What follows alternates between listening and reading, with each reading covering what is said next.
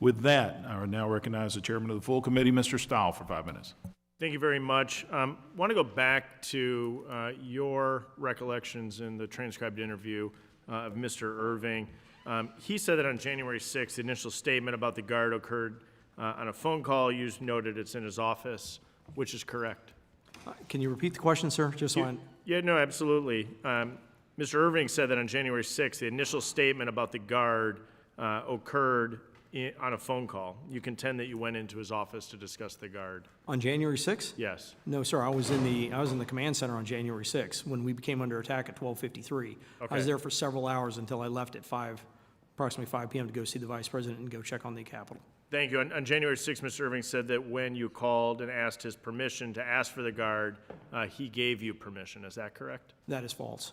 I think if you look at his testimony, he says when I first called him, I want to, just for clarification, at 2 o'clock, because I think his testimony is before I was saying I might be needing the National Guard. That is absolutely not true. When I first called at 12:58, I absolutely said we need the Guard now. I think my response was, I think we're getting our asses handed to us. And so, no, it wasn't correct that he gave me approval on the first call. So when comparing your transcribed interview with the January 6th committee and the transcribed interview of Mr. Irving, there seems to be some pretty big discrepancies in the timeline of events and how they happen. Can you explain the discrepancies?